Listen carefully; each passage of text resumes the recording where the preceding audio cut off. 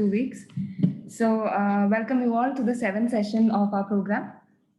So today the topic would be, as you all know, the topic would be palliative care and the community. It would be taken by Mr. Binod Hariharan, and the session would be for 40 to 45 minutes, followed by a discussion. After that, we will have a case presentation for about 15 minutes, followed by the discussion of the case. So hope you all have an afternoon of mutual understanding and learning. So we have Ms. Smriti with us. She will be facilitating the session. So over to you, ma'am. Thank you, Manisha. Sorry, can you hear me all right? Yes, ma'am, we can hear you. Okay. Sorry, I'm in a new location, so I'm not sure what my network is like. So welcome, everybody. I hope you had a good break for Dussehra. For those of you who celebrated, belated Happy Dussehra to all of you. And now back in the swing of things, we are now going into a session which is about community engagement. And I know that, Kerala gets talked about a lot when we talk about community engagement. But I know that in your own communities, a lot of work has been done, and maybe we haven't heard about it. So please use this session to also teach us a few things about how you mobilize communities back where you are. I'm sure we have a lot to learn, and there are a lot of innovative practices out there that we could benefit from hearing about. By now, I think all of you know how this works. I will be manning the chat box while the lead facilitator takes us through the session.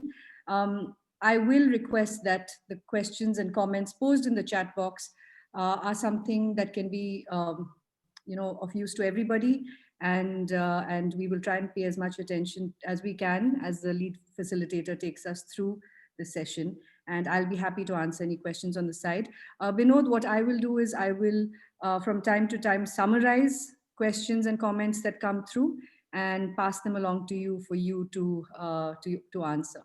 So our lead facilitator today is Binod Hariharan, as Manisha has said. Binod has been with the Pallium India from the conception of Pallium India, and is one of our trustees and an advisor on a day-to-day basis for operations as well as for strategy, and has been a vital cog in the wheel as far as Pallium India is concerned. So Binod, very happy to have you here with us, and all yours.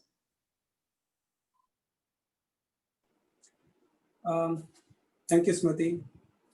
And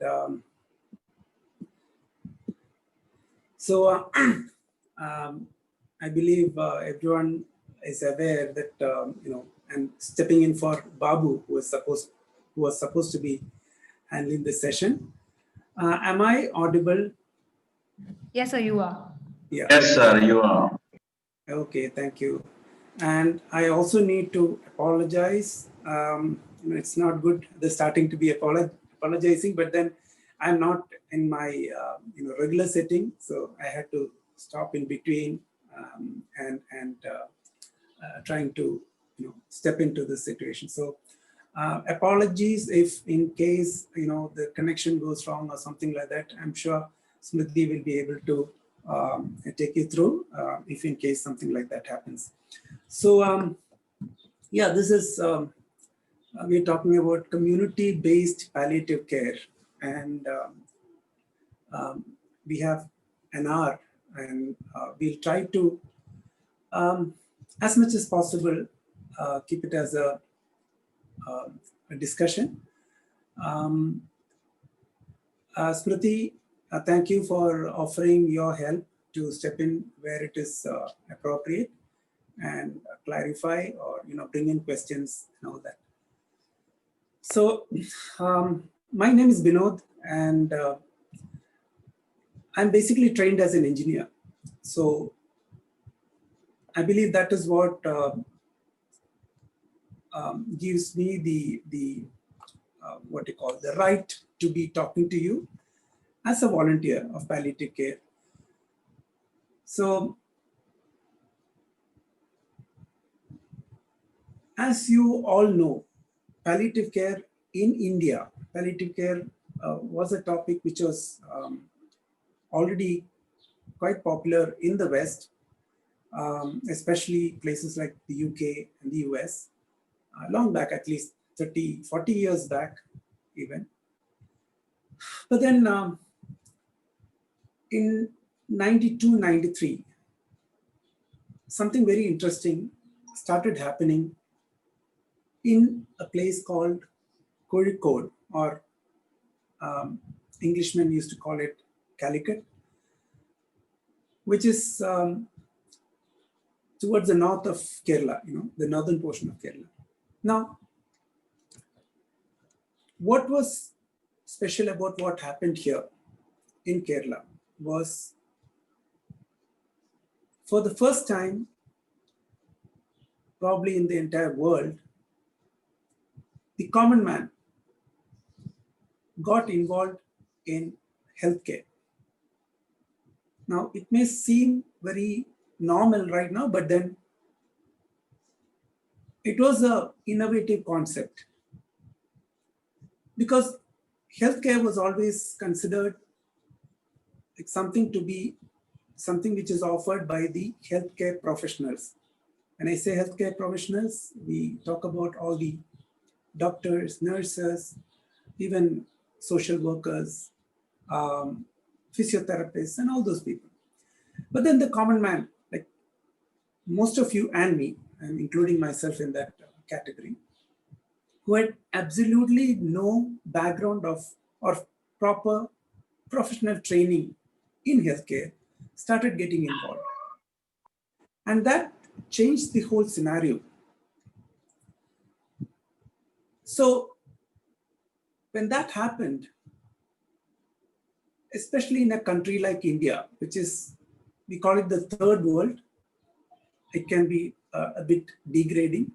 So maybe a more polished way of saying is the developing world. So the developing world was not supposed to be equipped to go into concepts of palliative care, which by this time, I'm sure all of you are familiar with.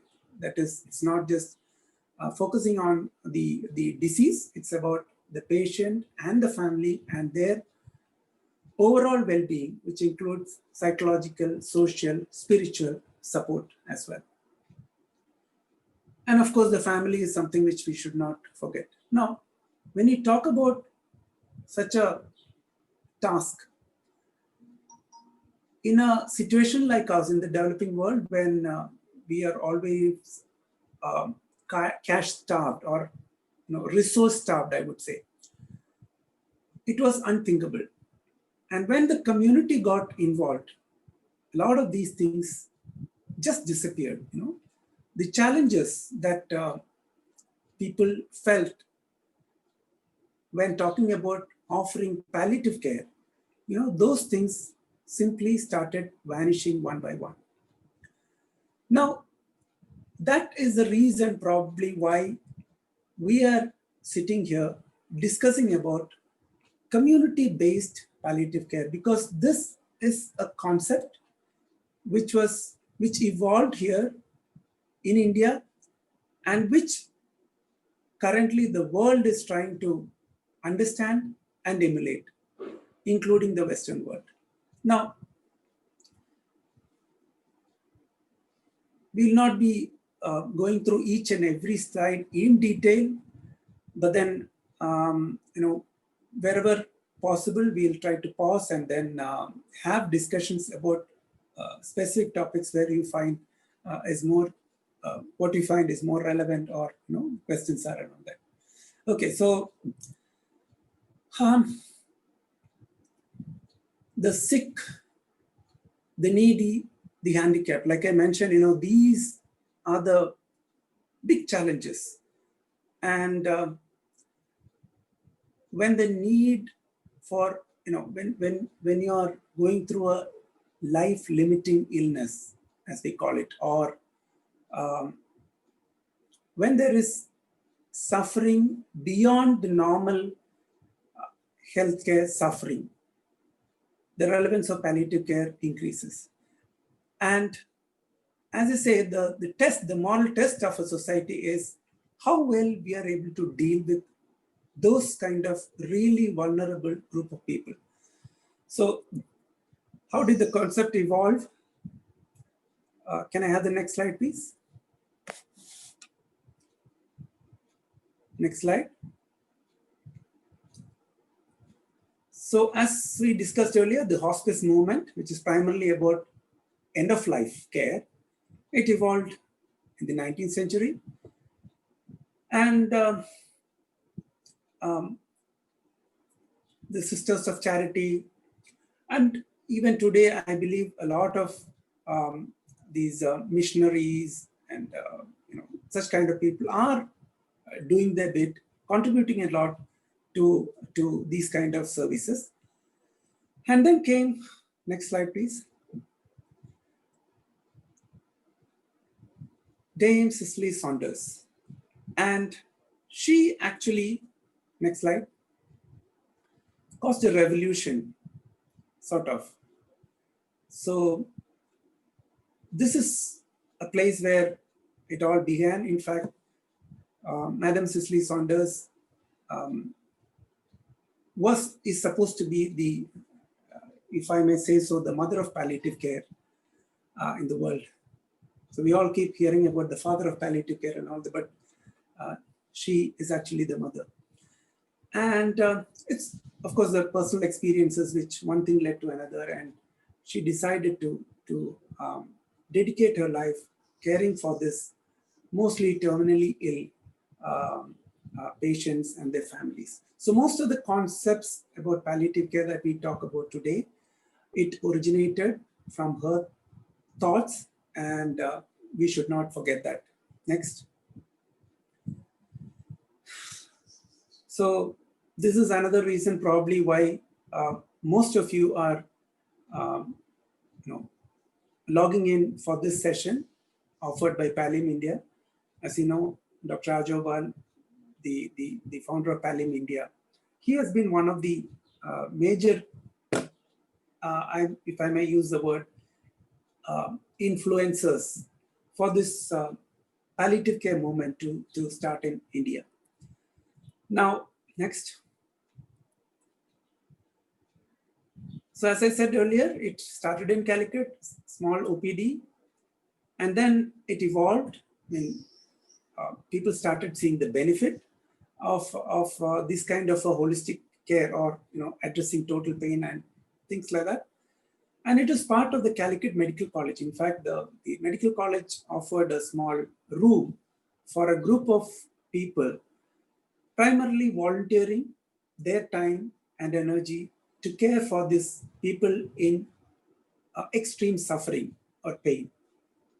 Now, when I say pain, obviously it includes all kinds of pains. It's not just the physical pain. It includes the psychological, spiritual, whatever, the total pain, as we call it. And it evolved, then it started spreading. Like any good things that happen in one part of the globe, it has a tendency to have a ripple effect. So obviously what happened was, whatever good thing was happening in Calicut, people started taking notice, and then people started trying to replicate that model.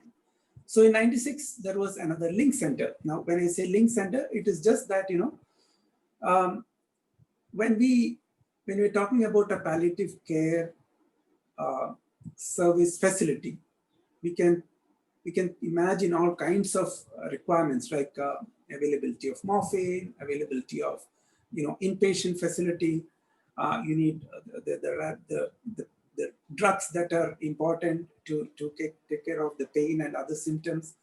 You also need facility to handle some of the what you call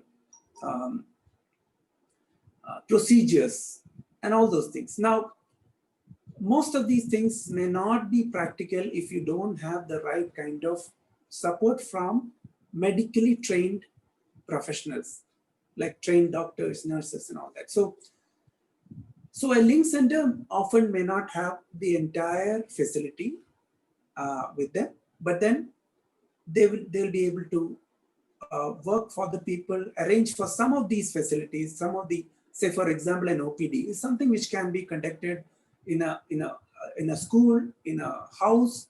If someone is willing to offer a room. So that's the kind of center that we're talking about. And then started the community-based movement out of Nilambur, which is in Malappuram. Now, that's what I mentioned earlier. You know, things started changing. It started spreading like wildfire. So NNPC stands for Neighborhood Network in Palliative Care.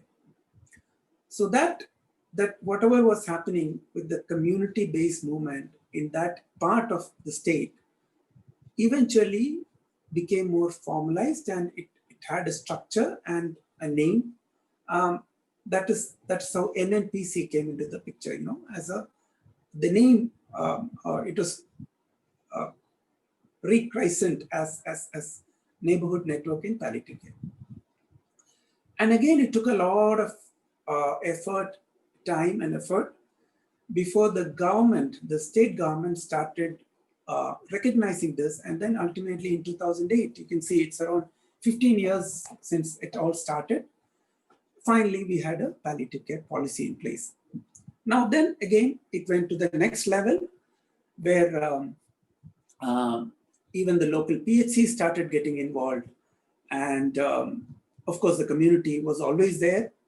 Plus some of the hospitals, we also started having specialized palliative care units also coming up in certain places. So things started moving much faster after that in Kerala. Now, when we talk about a palliative care policy, we should also understand that if you look at the rest of India, there are still now, there are only 2 other states which have a palliative care policy in place. Am I right, Smriti? Or do we have more states which have joined the bandwagon?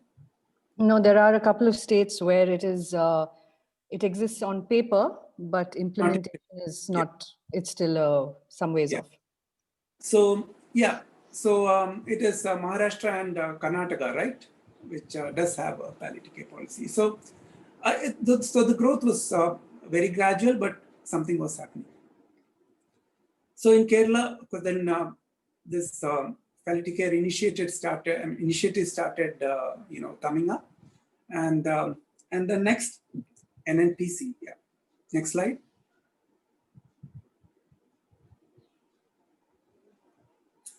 So this we start, you know, we started hearing about the Calicut model. Like people want models, right? You know, what is the good things that are happening in Calicut? You know, people are trying to.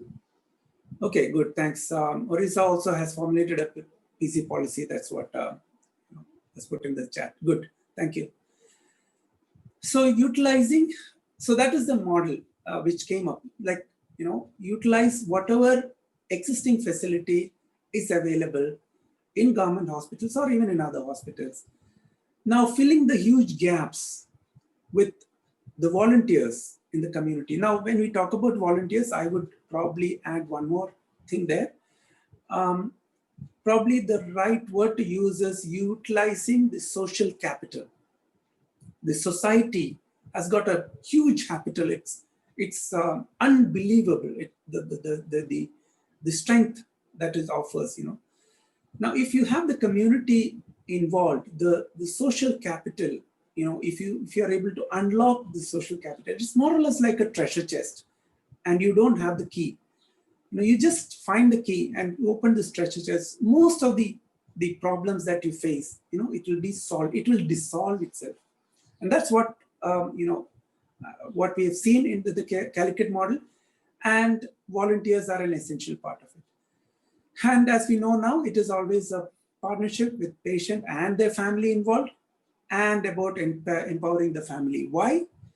Because as we now know, whatever said and done, at the macro level, you can talk about all these big institutions, the medical colleges, these multi-speciality hospitals, the PHC, CHC, whatever. But then ultimately, if I am in bed with a fever, who is going to provide me the primary healthcare? Undoubtedly, it's going to be my family who is going to be with me. You know, if it is a cough or a cold, you know, it starts with them. And most often you find that it ends with them.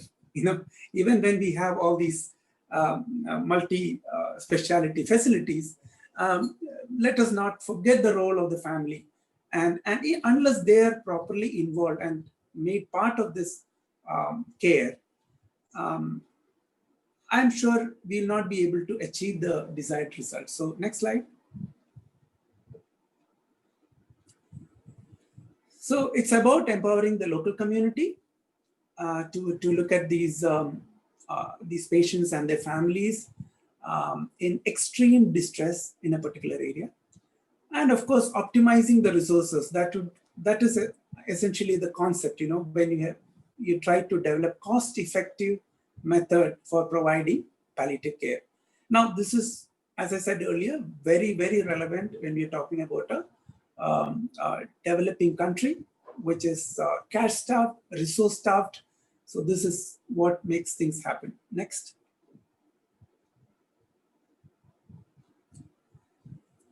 So we start talking about volunteers. Now, of course, it's good to have the will and the heart. As I say, for any good thing to happen, you need 3 components to work together. So one way of putting it is the head, the heart, and the hands. Another way of looking at it is knowledge, the passion, or the compassion, or whatever it is, and then the skills. All these things need to come together. Only then we'll be able to offer the kind of care that we're talking about. Now, that is why training these volunteers is very relevant, because if they're not properly trained, what happens is unknowingly they might be causing more damage to the patient and the family. So you may have the heart or the passion, but if you don't add it with the knowledge and the head, as we call it, and of course you need the time and the commitment. So if I have everything else but I don't have the time, then again you're not talking about a volunteer. So 3 things need to come together, and what is extremely important to understand is they need to be trained. So this is a support system trained by trained professionals, institutions, and organizations. That's also relevant, like what we discussed earlier. The link center concept, you need someone at the base to actually provide the additional support, without which the volunteers alone may not be able to go out there and make a difference. So that's what we talk about, the palliative care institutions as nodal. Thank you, Smriti. Next. So community links, identifies, fulfills, energizes, cares. It's good to look at, and it sounds very simple, but then that is where the challenge is. Now, one thing is, we are talking about what can the volunteer do in palliative care. Now, I would say all this and more. But the linking is probably the most important factor, I would say, because often we find that people in such distress, especially if you have to think of a bedridden patient. Now, you may have a healthcare facility, a palliative care facility within probably a 10-kilometer distance, but then you also find that this person never reaches that facility. Why? Because the healthcare system itself has probably told him, or the patient or the family, that nothing more can be done. And that is why they've gone back home. And they've stopped exploring. They're not looking at more options, addressing their suffering. So they're left with the concept that, okay, this is the end of healthcare, and I need to go through this suffering and end my life. Now, that is where the linking is very important. People who are trained, steps in.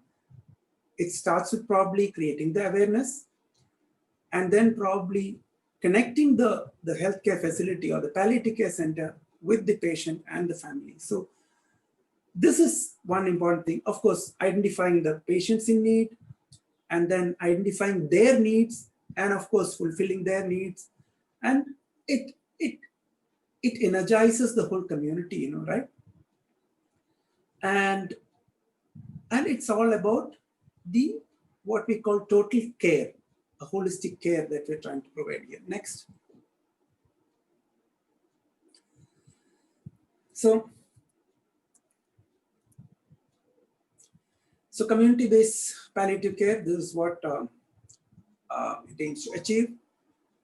So basically, again, coming back to the, if I may quote the WHO definition of healthcare, it says it's not merely the absence of disease or infirmity, but it's a state of,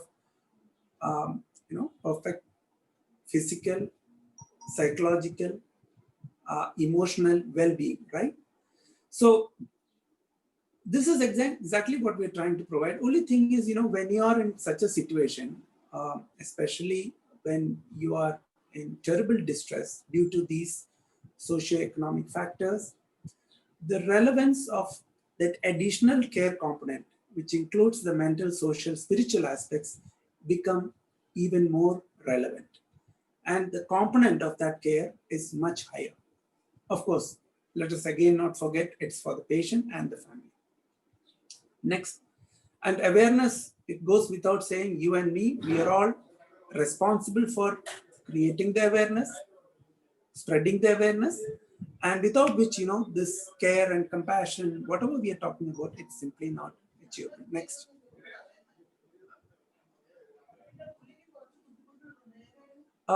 So patients with advanced diseases, can you give me a moment, Smriti? Just hold on. Sure, no problem, Binod.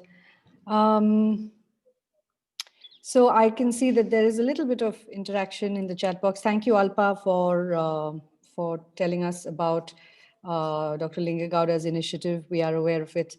Phenomenal pioneer in South India.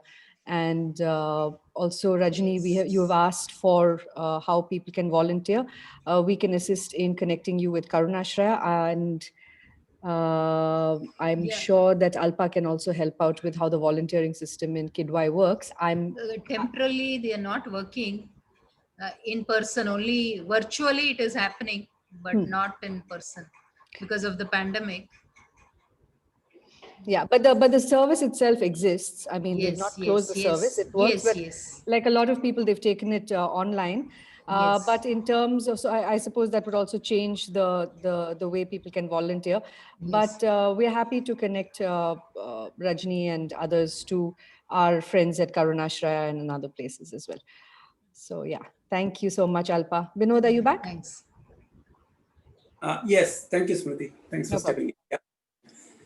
So yeah, the rationale of CBPC, community-based palliative care, like this is something which we already discussed, the relevance of psychological, social, spiritual support in addition to the physical, the component of the healthcare. That is where the relevance increases, and another thing which we find often is that people in such extreme distress, it may not be practical for them to be transported to another healthcare facility and make sure that they stay there for a substantially long period of time, which normally happens in most of the advanced nations, the developed world as we call it. But in situations like Indian conditions, especially, or for the developing world, that may not be a practical situation. So we need to ensure that the care reaches the patients as much as possible and make it available and accessible. Accessibility is an important thing. Like Smriti earlier mentioned, you have the palliative care policy in place. It is all there on paper, but ultimately implementation, it's a big gap between these two. And as long as that is not there, accessibility is not there. So whatever we talk about, the policy, the other things that we do, the training, okay, you can bring out all these medical professionals trained in palliative care, but ultimately if it is not accessible to the patient, again, it's the whole concept fails. I'd like to just add one more thing there, Binod, in terms of what constitutes access, is that something might be available in a region, but because of the cost, it's inaccessible.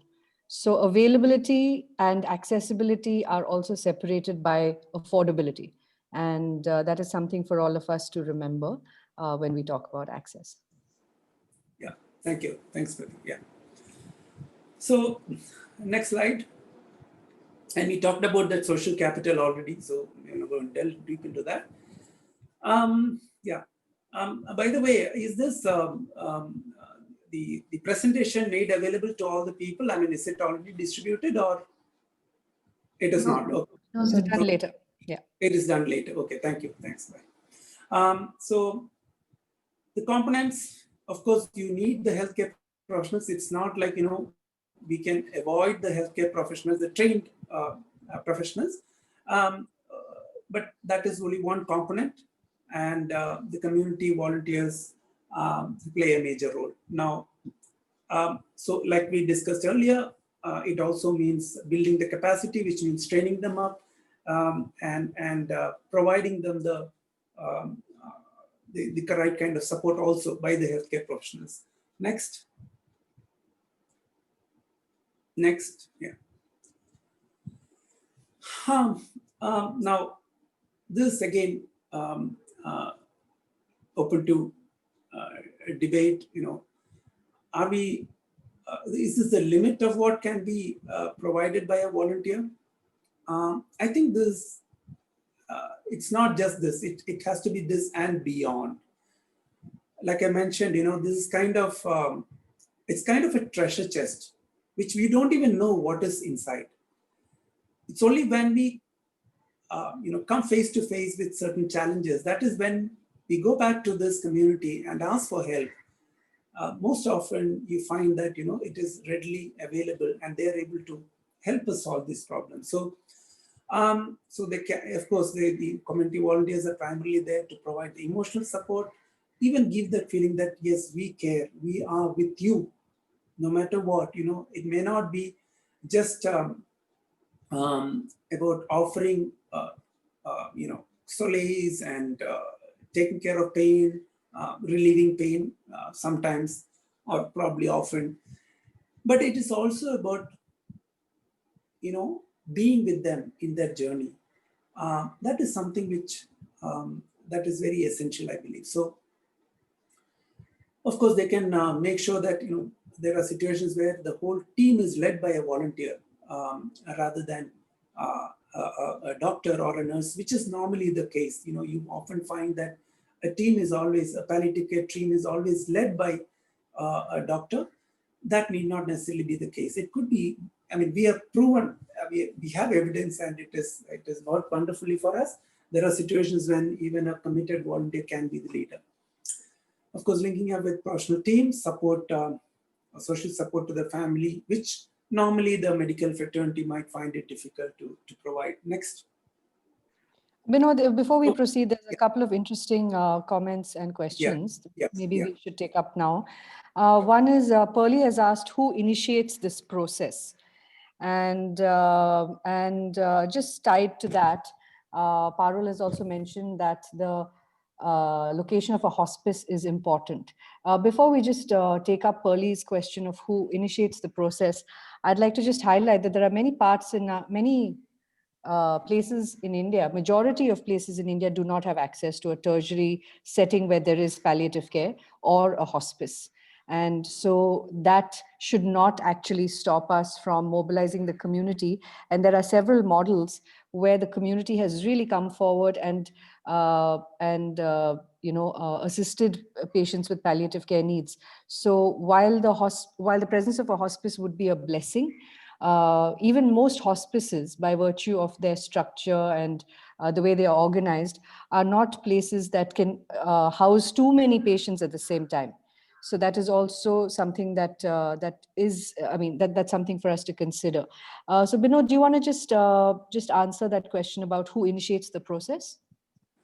I would prefer to put the question back to the team. I would be happy to see the comments. You can put it in the chat, or unmute and then come forward. Who do you think should initiate this?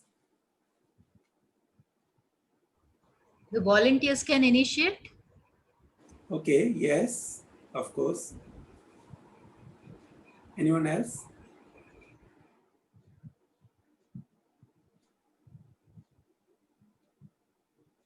It's the doctor who would actually declare a patient to be palliative, and thereafter the people who would take it up forward, probably a volunteer would connect to a hospice center or a palliative care center. So I would say a doctor initiates it because it's on his advice a patient is declared palliative. Thanks, Vandana. So there are some interesting comments in the chat box as well. I can see that Rajini says a primary physician, anyone and everyone, anyone can. Social worker NGO can initiate. Who is involved in palliative care? Primary caregiver can take a call. Yes, so there you go. I mean, I don't need to explain further. Whoever sees the patient or the family in distress, whoever feels that there is something more that needs to be done, and whoever feels that there is something more that can be done. Now, yes, if it is the physician who is identifying this need, he or she can. Yeah, after diagnosis, patient can take palliative care, yes. So I wouldn't say it is this person or that person. I believe it is the person who identifies the need, who should ideally be the person to take the lead. And yes, doctors do play a major role in the sense, the first evaluation of a patient, often we find that, it is best done by a palliative care trained physician. Now that is very, very, very important. Now, it's not like any doctor should take up this role. Someone who is trained in palliative care is the right person to evaluate and then identify what are the needs, and then probably add on to the requirements of the patient and the family. So what happens in reality is, yeah, that question mark says it all, Rajini. Yeah. But having said that, we see things changing. That's the silver lining. I think more and more people, once the awareness spreads, like anyone like you and me can actually step in and start making a difference. So that is what I personally believe in. Do that person have any kind of degree? No, I would definitely not go by the degrees, because there are so many cases where the primary support is offered by a group of auto rickshaw drivers or a taxi wala, or even a sweeper, whom we consider as, he just needs to take care of the cleanliness part of it, no right to get involved in this. No, absolutely not. So it's not about the degrees, it's about, I would say, the degree of compassion and care that is more important than any other degree. Yeah. Shall we move on? Yeah, but I think just before we move on, Pearlie has made a very vital point, which is that community palliative care group and awareness of such services becomes vital. The missing link here, anyone and everybody can initiate the process, but it's not about just initiating the process, it's about seeing it through and to close the loop. And in order to close the loop, there are several links along the way. I mean, that's one of the reasons, it's called a link center in our service delivery model, because it links the community to the service provider. Vandana, you brought up a point about the palliative care physician, the physician actually diagnosing and referring to palliative care. Unfortunately, that does not happen in our country. Rajni, to answer your question, referrals don't usually come in, or if they do come in, they come in too late, which is why today palliative care is considered synonymous with end-of-life care, and people think that it's only for terminally ill patients because the referral comes in too late, if at all. So that's the reality. Ideally, if a person has a life-limiting or life-threatening condition, palliative care should be brought in right from the start. And we don't have to wait for somebody's suffering to become unbearable before we look towards alleviating it. So yes, anybody can initiate it, but it does take a certain degree of commitment to mobilize and network and link the different interdisciplinary components to come together. So I just want to bring in that little bit of a reality check. But yes, the sky's the limit. Yes, thank you. Thanks, Smriti. Yeah. So coming back to this thing, social support to the family, yeah, transport, link to this thing, whatever. I mean, all these things are important. And of course, yes, training of family members, empowering them, as we call it, it's very, very important. As we discussed earlier, it is about, that's the primary, at the micro level, the healthcare. It starts and ends with the family, I would say. So training them is an important, yeah. Okay. Next slide. So CCC, what does, of course, we talked about NNPC, it is Neighborhood Network in Palliative Care. It's about a larger community getting involved, more organized. But is that it? No. Even the smaller community, that is, next one, next slide. So this is what comes to us naturally. There is nothing, there is no, what you call rocket science here. When you find someone, falling down in front of you, you naturally go lend a helping hand, try to get him up and about. So it's that natural process as a social being, if I may use that word. So any human is equipped to do that. So what does it take? It's about compassion. And we all, one thing that we hold on to till the end of our life, or what we would like to hold on to, no matter what happens, whether it's financial trouble or, whatever it is, it's about the dignity. It's always about the dignity, I believe. So we always keep saying, it's about living and dying with dignity, which is a basic human right, if we can consider it that way. So community, that it becomes important. So it's essentially about the culture that we evolve in the community. Now, so like it says, respecting autonomy of the patient, the family, their individual beliefs, help them maneuver or be with them in the journey. That's and trying to find the answers collectively. So yeah, the care as we know it, the 4 elements. Next, please. So what are the proposed activities? Yeah, training, volunteers, easier said than done. Professionals, even more difficult, I would say. Training volunteers is easier. Training professionals, it's much harder. That's my personal experience. I don't know how many of you would agree to it, but yeah. And then non-medical support, which again, we have talked about all these things earlier, so we'll not spend much time on this slide. Yeah, the most vulnerable are the ones, so it is about equity in care. It's not about equal care or equality. So that is why we feel the most vulnerable groups or the people need the most attention. So it's not fair to say that, okay, I'll distribute 10,000 each to all the palliative care patients or all the people who are suffering, 5,000 rupees each. No, that's not fair. If someone wants 5,000 rupees, let him have that 5,000 if it solves his problem. Someone else needs only 2,000 rupees. I mean, it's not about money. Ultimately, it's about the weightage that you give. So it has to be equitable. Yeah. Next.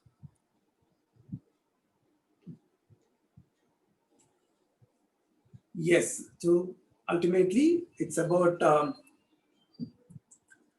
growing that network, the group, so that eventually you can support and operate a facility that will provide care. It is not just about when you say facility, it need not necessarily be a physical, you know,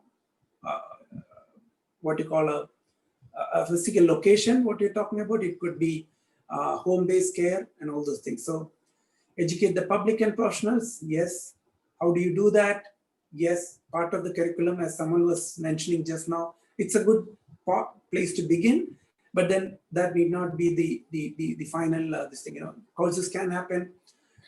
You can engage the community. There could be discussions. There could be debate around these topics. Like, for example, some of you might have heard about discussing, death over dinner, or discussing about death around a cup of coffee.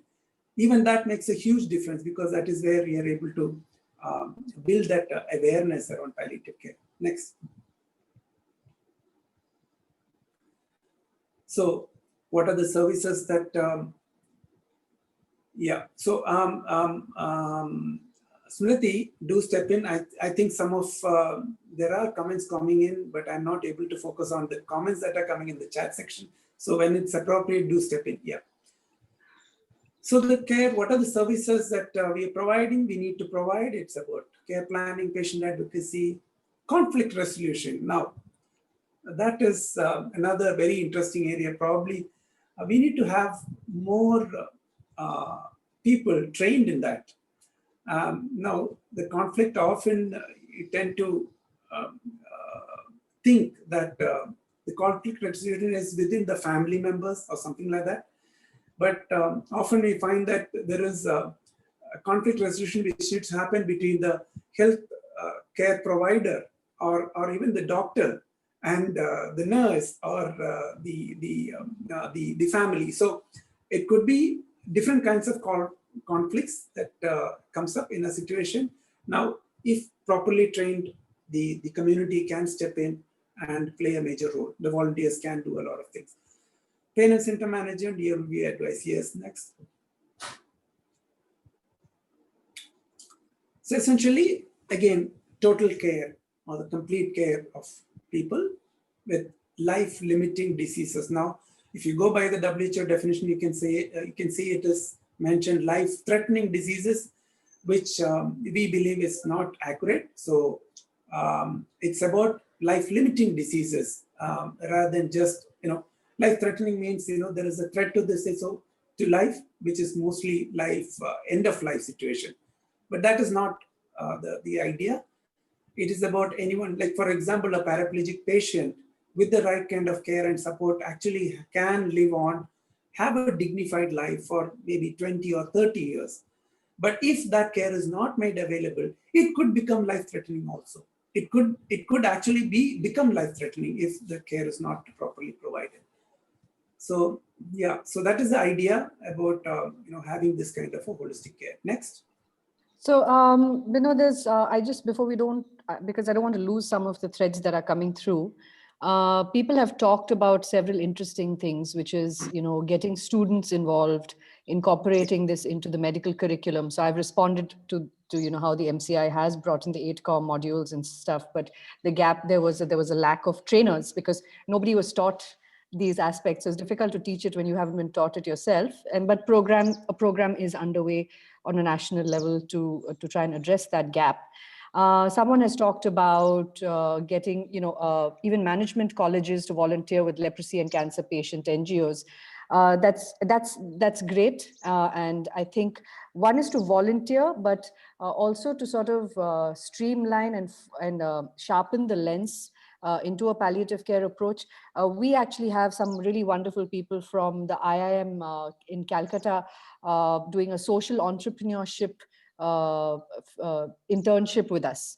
And these are guys from a management background, from all kinds of different varied backgrounds in management and engineering and all of that. And they're getting, it's almost like a sideway entrance into palliative care. It was not the intention. I mean, they chose our organization over others for various reasons. They had a lecturer who's done a lot of work in palliative care, and she's very inspirational to them. So all of us in our own way are champions. And I think to sort of encourage people, you don't have to be a healthcare provider or specifically, interested in any one aspect. The beauty of palliative care is that it lends itself to almost anybody plugging into the conversation and the service.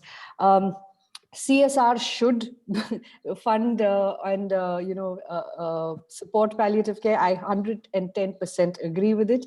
Not unfortunately, but there are so many worthy causes in our country. Our country is mired with its diversity. It is mired with all kinds of different health and social problems. So that money does get spread thin. And very often, Binod, tell me if this has been your experience as well. I've been told that, and I'm not by any means judging the entire community by this one response I got, but it was very telling when someone said, Smriti, we would really like to just back a winning cause. And I asked them what that meant. And they said, these are terminally ill patients. We could be putting our money into maternal and child health or into looking, people who are researching for a cure for cancer. I've had that said to me. I mean, and I'm mentioning this because what I'm trying to say is not to dissuade or discourage. It's so that we are mindful of how we project the cause. It's very important how we message it. And when people ask me, isn't it depressing to work in palliative care? I say it's absolutely uplifting. It's certainly more uplifting than watching the news. So, so it's our messaging becomes very important. Going and asking for support is one thing.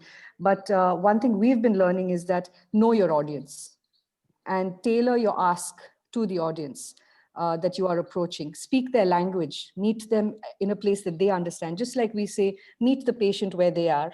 Also meet supporters where they are, so that the cause resonates with them rather than actually repels them. I've had a lot of people say, oh, pediatric palliative care must be so, it's I can't even go there because I can't deal with sick children. But when we turn it around and say you will actually be bringing joy to a child's life, then the thinking starts to change. So that's something that I just wanted to highlight, Binod. And Avtar has made a really important point as well, saying people have been helping in their community. People have been helping patients in distress, but they lack coordinated impact on the care, which is unfortunate because they put in so much effort. So that lack of coordination becomes a little bit of a barrier when different people come to help, but they're not really aligned in the way it is going to be delivered. So that's a very important point, Avtar. Sorry, Binod, I hand it back to you if you have any comments. Yeah, absolutely. I mean, so that is where I think we need one whole session of leadership, as we are talking about leadership, that is one thing that can change everything. Like, for example, bringing all these resources together and having a very focused approach. And yes, Smriti, yeah, we always keep facing this situation where, people tend to think of supporting children's education as more important than, this. But then there are also ways of involving such kind of people. If you look at it smartly, if you look at smart solutions. Now, when we talk about the dying patient, maybe they are not interested in, supporting us. But then if you also show them, how it is impacting the family, how the kids' education is suffering, maybe they are going to be more interested. Okay, let us pitch in and support that group of kids. And we see that happening. The kind of contributions that we get when we talk about our children's education program, like Kutikutam, for example. There is much more excitement. So it's one thing to actually change the concepts. It is a long winding process, I believe, but we can also utilize some of these things. If we look at it, we can work smart, I would say. Yeah. So Bill Story, can you just play that video? It's going to take 5 minutes. Just to be mindful of the time, also we have a presentation. Yeah. Yes. So do you want to skip that? Binod sir, I think we can skip it for now. Yeah, and you can share, circulate it later. Yeah. So then we talked about the next slide. Now, this is very interesting. Now, no, the previous slide. Now, when we had this discussion so far, we are talking about adults, like we talked about CSR programs, we talked about the community, awareness, this thing and all that. Often we tend to ignore this group of people who can actually make a huge difference. And that's the student community. Now, and we also have these notions about children, they shouldn't be actually seeing this kind of suffering, it will make them negative, and they should be what they call protected, or they shouldn't actually, even there are we have seen this happening in our families. When you have a dead body being brought into the home, you ask children to be away, or if you're going for a visit to a bereaved family, you tend to avoid the kids there. But actually, it can be helpful. Children should also be involved. They should also be aware. And as we all know, that is when we are willing to absorb new concepts. When we are youngsters, when our minds, our brains are open to new concepts and suggestions, the older we grow, we get stuck with our false notions, and then it becomes very difficult. So it's important that they are also involved. And what can they do? Again, they can do a lot of these things. So that's just an example what you see on the screen. SciencePain is actually a project where the students, are involved in the palliative care in a community. Next one. Next slide, please. Sorry, previous slide. Yeah. So again, it's about identifying the right kind of people, and then training them.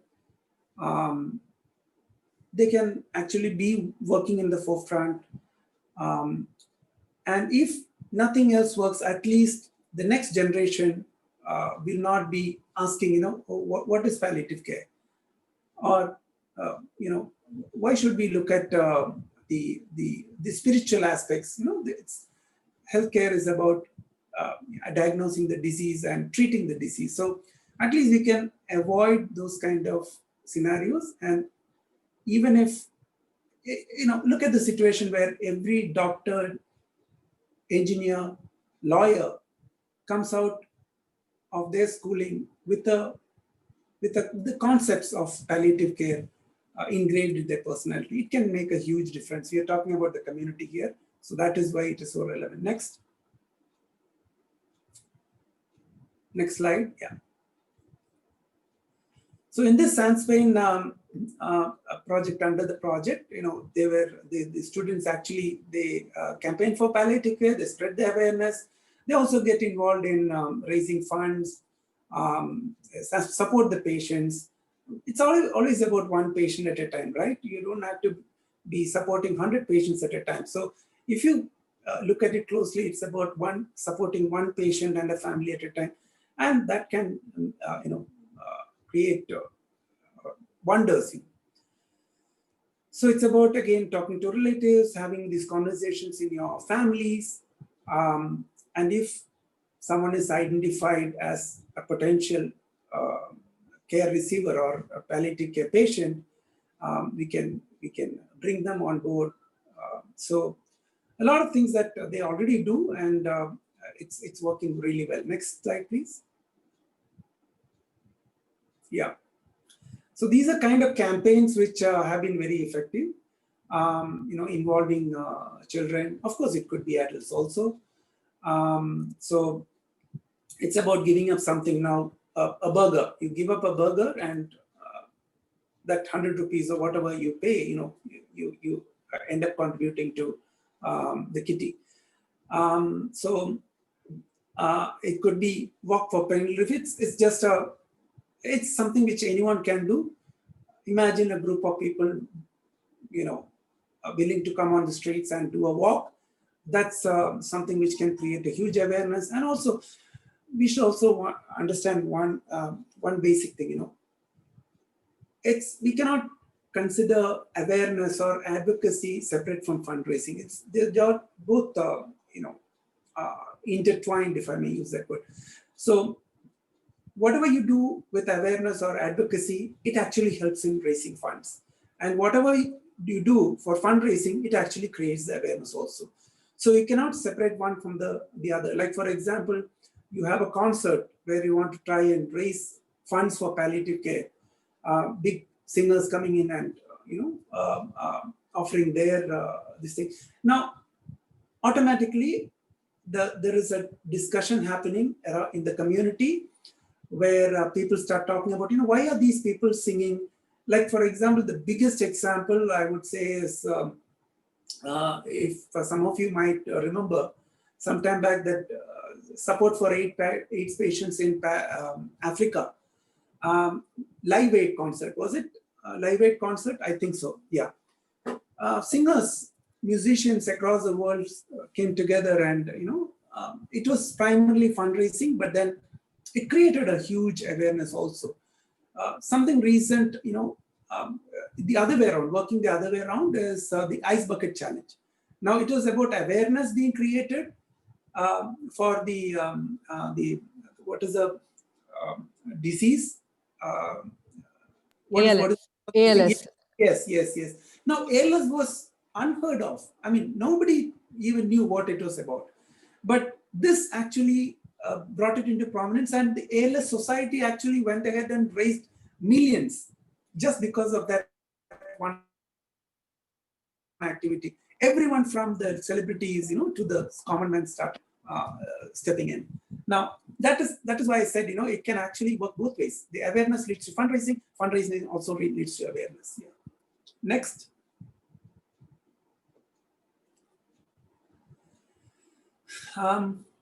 So this is something which so oftentimes you find that like I saw a picture the other day. It's a group of people, compassionate group of people who have come together to support some of the patients, and they had this picture in that group. The what do you call it? The group. What do you call it? Whatever it is. Yeah. So the picture is about one person standing and offering a hand to someone who is climbing up a hill, and the other person, taking that hand. Now, what comes to your mind first is the person at the top trying to help the person down below, pulling him up. Now, is it that only, or does it work the other way around also? It could actually be the patient or the person who is uplifting ourselves. We are also given a chance to raise beyond our mundane, whatever, normal human being state to doing something more important, where we feel the happiness of having been able to contribute to the society. That itself is a big gift. Or another example is when we gift someone something, birthday or whatever it is. Now, when you're giving a gift, who gets the pleasure? Is it just the patient or the person who is receiving it? No, we give the gift for our own pleasure. We get enjoyment out of it. So the satisfaction is obviously there when you are contributing. Experience. I can't tell you how invaluable this has been for me personally. The years that I've spent working as a volunteer, it has helped me be a better professional. I would say I'm an entrepreneur, so it has helped me there, working with people. The concepts have also helped me, palliative care concepts. So it's been an invaluable experience for me personally, and I would think that it's going to be the same for you. So develop leadership qualities, absolutely. Learn group work, nothing better. I mean, this is the perfect example where you can learn teamwork, with professionals, non-professionals, working together to solve a common objective or a problem. Next. So this is the last slide. Yes. No, there is one more, WPCD, yeah. Okay, that's fine, yeah. So, yeah, I end with saying, the volunteer or the community, community, I believe is a better word, is one of the key elements to the success of palliative care delivery. And what we have seen is, there are many places where palliative care has been initiated even before 92, 93 when it started in Calicut. Like most of you might be aware, there is a hospice in Goa, Shanti Avedana, right, Smriti? Goa is Dilasa. Sorry? Goa is Dilasa. Dilasa. Vedna, Oh, yeah. there was Shanti near Mumbai, I believe, right? Yeah, Bombay is Shanti Vedna. Yeah. Mumbai is Shanti Avedana. Avedana. Yeah. So it started long back. I think he was probably the first, the physician, I don't remember the name, but he was the guy who actually introduced palliative care in India, I think so. But then that, yes, it worked. It helped so many people, but then it did not go beyond, it did not grow, probably because of the fact that it was institutionalized. It was available within an institution, within an area. It never really captured the imagination of the masses. And what happened in 92, 93 in Calicut was that, the community actually got involved in this care, taking care of the elderly, the end-of-life patients, basically in healthcare. And that, I believe, created that extra, or gave that extra muscle and push to promote palliative care and make it available to the masses the way we see it now. So probably that is the one component which we should focus going forward in the rest of the country also. Yeah. So thank you very much for listening so patiently. And I've just taken 5 minutes more than what it was allocated to me. And any questions, anything that you want me to? I think, Vinod, we'll bring the questions round at the end after the. I'll give people a chance to also mull over everything that has been shared, and I'm happy to integrate all those, sort of collate all those questions and bring it back to you after Vaishnavi's presentation as well. Sure, thanks. Thank you. Thank you, Vinod.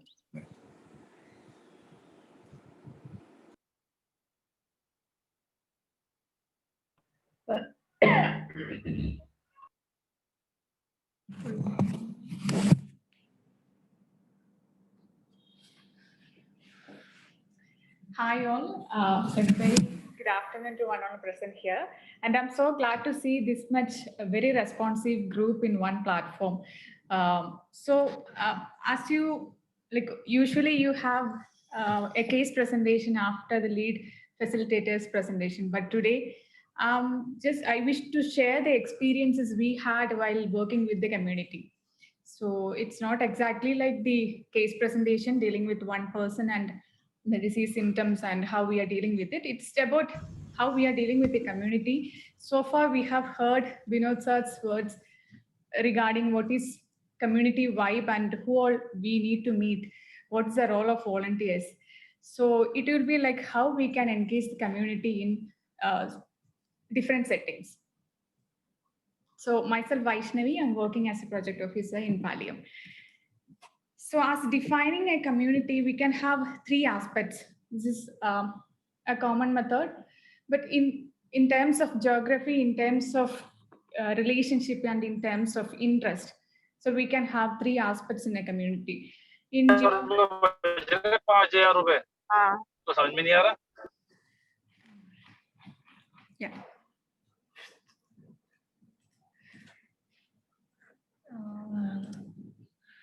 Requesting all to stay muted. Please carry on, Vaishnavi. Okay. So in geographical method, we can consider the community is bonded with the geography. Community is bonded to have more aspects related to its own specific features regarding geography. And as a matter of collective relationship, that's a network that, for example, professionals or having residential associations, they have those kind of relationship groups. In the other term, that is a matter of identity and interest, that is political, religious, and common interest. So that is in the third aspect. So while defining community, the next thing we need to understand what are the resources inside existed in the community. That is the basic available resources, different levels of resource availability, basic needs such as food, shelter, and water. And what are the conditions they are for having certain attitudes or interest in common existing in the community. So these things, while we are understanding and analyzing in a particular community, definitely we can go forward with what we want to do with them or how we can collaborate with them. So community engagement in basically community engagement is it's already discussed in several times, but in the previous presentations also we have seen how what are the steps or how in which way we can deal with the community. So identify the strengths and weaknesses in a community, that is important. While we get an idea about how we can deal with the community, by what are the resources availability, what are the strengths. Sometimes in a particular society has got different sort of human resources, but they may not have equipped with the adequate infrastructure or facilities. So we need to understand what are the capacities existing in the community and understanding local government system, including health services, especially while we are dealing with palliative care services and engaging community.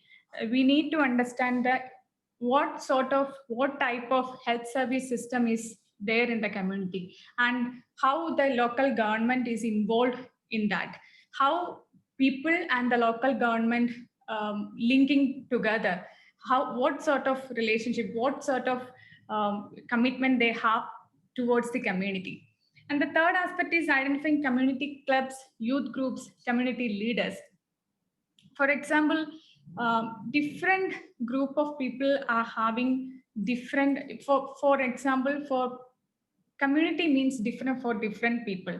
So it doesn't have a unique feature other than having people and common interests. We need to identify where we can link, where we can go through along with some other people. That is, inside the community, we need to identify the youth, the community leaders and clubs, and so on. There are so many things inside a community to identify.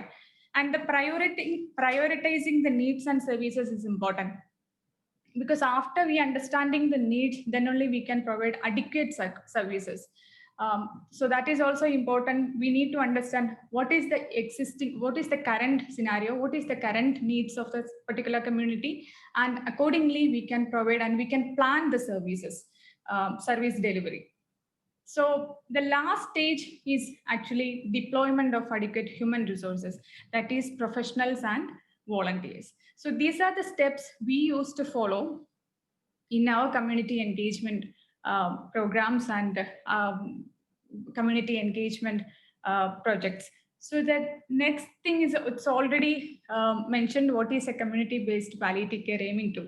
It's aimed to create a network of patients and family members, neighbors, colleagues, and friends to help in reducing the physical and mental, social, spiritual stress of the patient and the immediate family, and also to create awareness in the society to total care and compassion. So this is what actually community-based palliative care is aiming to.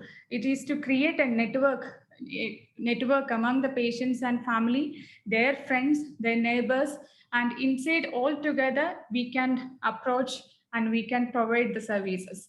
So while we understanding and defining a community, in what all scenario, what all way we can engage community into responding to, especially I'm mentioning two types of emergency situations where we have included community engagement.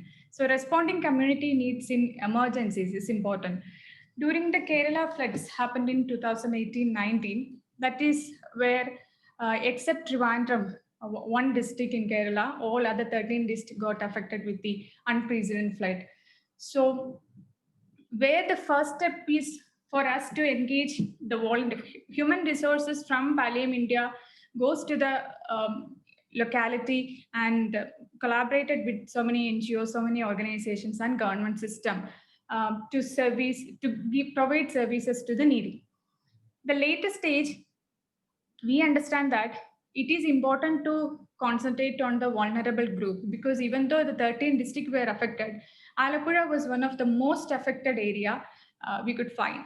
So we have initiated specific community-based palliative care services in that particular district. Since we can't enter into the whole 13 district for a long time, and we don't have that much resources, because we need to concentrate more on, most to the vulnerable or to the needy who are in desperate need.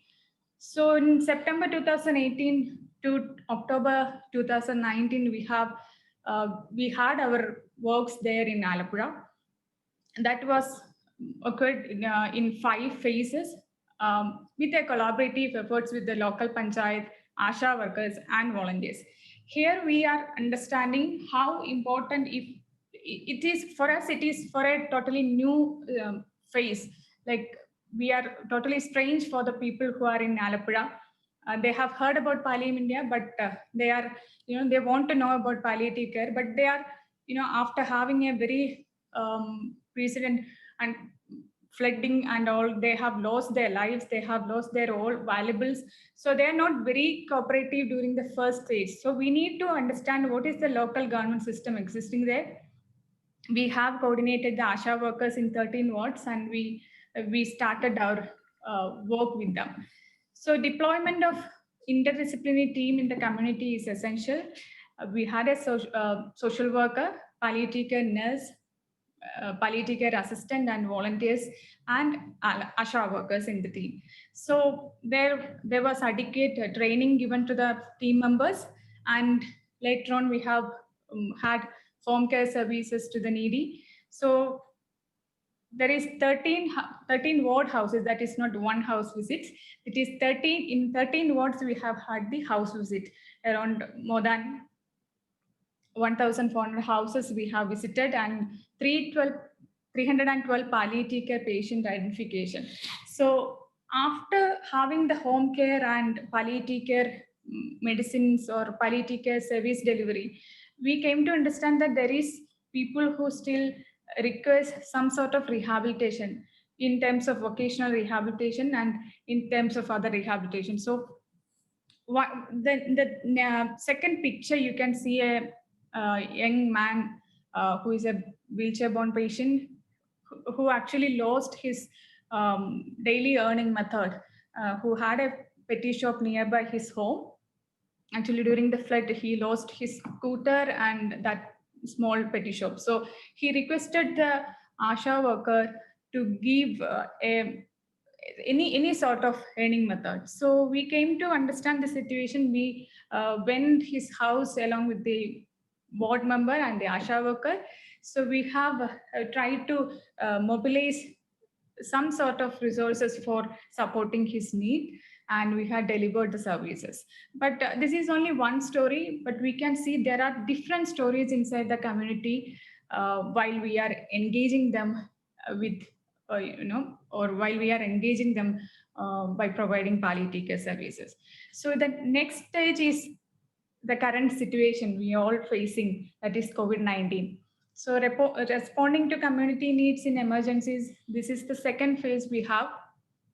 COVID-19 pandemic, the initial phase, as we all know, we couldn't reach, we are unable to reach the patient and patient's family physically or directly due to the health, due to the protocols and due to the situations right now we are facing. So we have initiated a helpline services, and the services initially served across Kerala.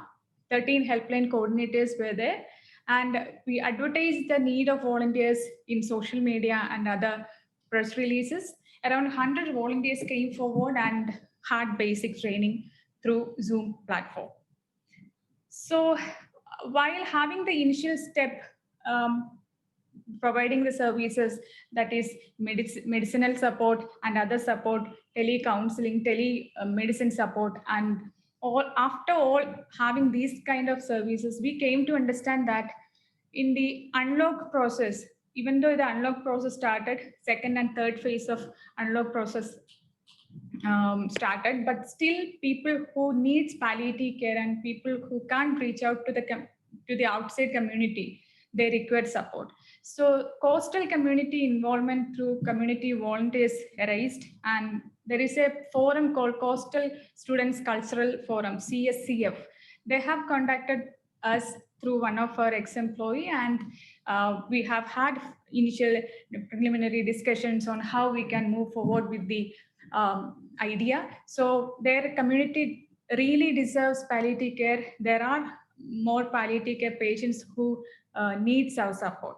So we have, after the initial steps, through volunteers, we were able to deliver the medicines and adequate physical aids and other, even food kits, volunteers training and all. But later stage, we came to know that there is a need of having a community nurse. So deployment of community nurse occurred in the last months, and there is also interdisciplinary team involved to proceed the work further.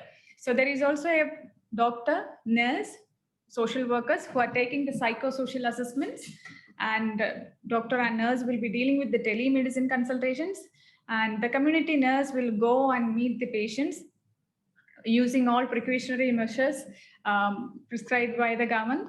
And currently we are rehabilitating people who needs rehabilitation support. So this is the process where we actually engaged community involvement in two different types of emergencies. So this is just an example how we are experienced through our past days of experiences, but this is just a sharing with you, detailed sharings with you, because we have already mentioned the role of community volunteers, and that is actually, Binod sir mentioned it as like utilizing the social capacity. So the first way of engaging community is we need to understand what are the capacities and capabilities of a particular community and what are the weaknesses of the community, either in terms of human resources or in terms of, other facilities. We need to identify where they can do and what we can provide. So by linking these two, we can definitely able to engage the community through delivering palliative care services. So the role of volunteers we have already mentioned. This is, I would say, the volunteers are the real heroes of the community. They can actually link, they can actually identify the people who are who deserves palliative care, who deserves our support, and they can definitely link those patients or those families with service providers. So as in the previous slide, we have seen this. In this particular triangle, you can see that the basic supportive services in the community is the baseline, capacity building in layperson community in the later stage, and the professionals are, because professionals are needed. This is actually a collective action. We can't, either the community volunteers can't do along the process. So it's a collective process along with the professionals, layman in the community, and the support services in the community. We are delivering or we are providing proper service. And in this picture, this is the last slide for me from my end. And in this picture, you can see a smiling face. This is a 98-year-old grandmother, maybe. She used to smile the same way while seeing our home care team while we had the flood relief works in Alapura. That is Shamima, or palliative care nurse. While seeing her, the grandmother used to smile and always thank them, because she is expecting their arrival in a, at least once in a month. She wants to see the nurse because she wants to check herself that she is perfectly fine. So this sort of satisfaction we get while we are entering into the community. So as Pablo said, never underestimate the difference you can make in the lives of others. Step forward, reach out and help. Reach out to someone that might need a lift. So thank you so much. Wish you all a good time ahead.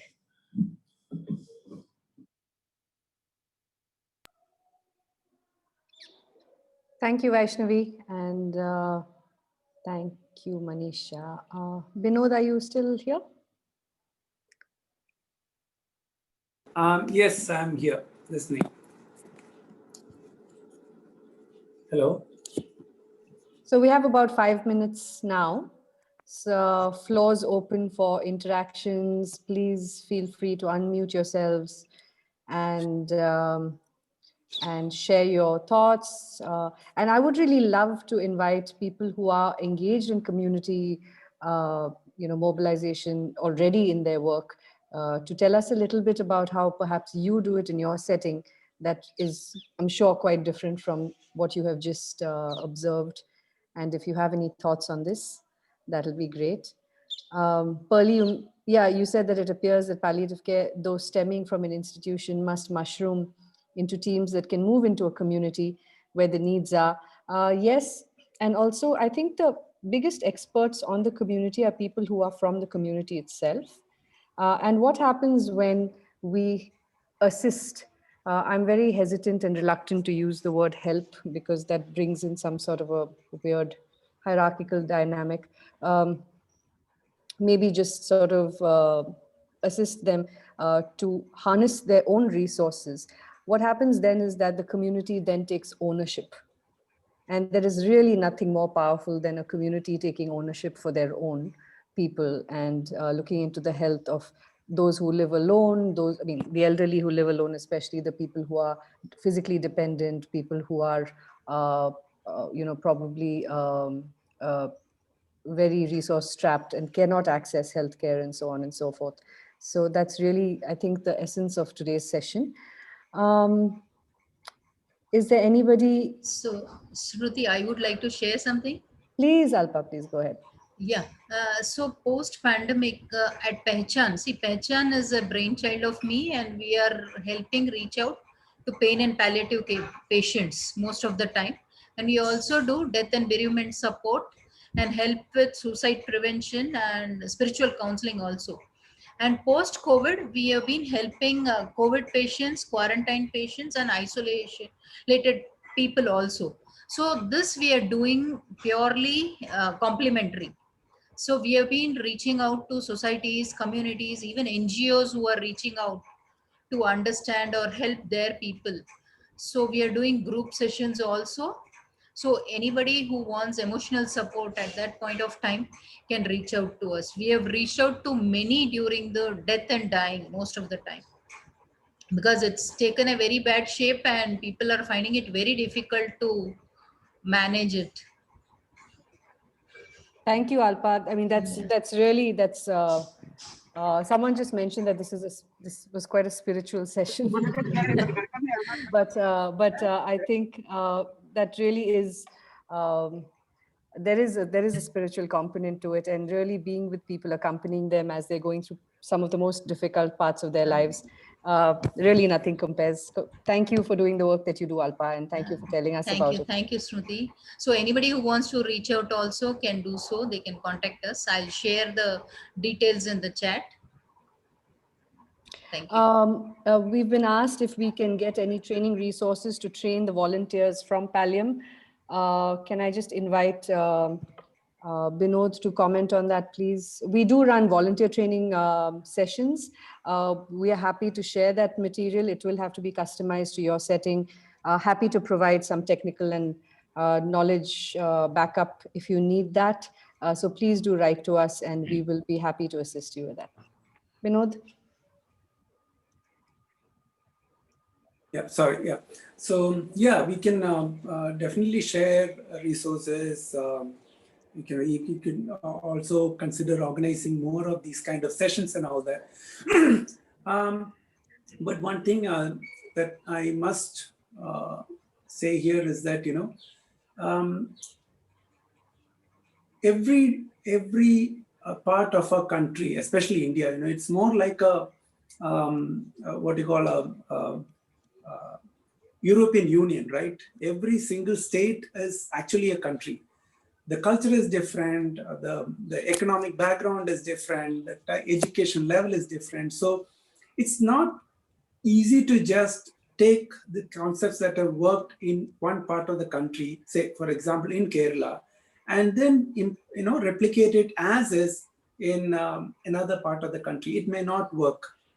So what's more important to do is to understand what is actually the strength of that particular community, what are the challenges there, and then try to plug in. The volunteers, as we discussed earlier, have got, they can solve most of the problems for us, but it's about identifying the right kind of people, identifying what their needs are, and then plugging them into the system. So that is where the challenge is. And yeah, that's all I wanted to add. Thank you, Smriti. And thank you each and everyone for, I really enjoyed the 1.5 hours. Like someone mentioned, it was more of a spiritual healing for me too. And thank you for the active participation and the questions. Thank you very much. Binod, this is one of the most diverse groups we've ever had on our virtual training platform, I think, since we began. And I was mentioning this in another session that the collective wisdom of this group is actually quite formidable. And so we're learning a lot from them as well. The volunteer resource training material, it's not something that can be shared on WhatsApp. I'm so sorry, but we're happy to work with each of you because there will be these are not small documents and they need a little bit of guidance in how to utilize them. So please get in touch and we will be happy to engage in sort of customizing that for your setting.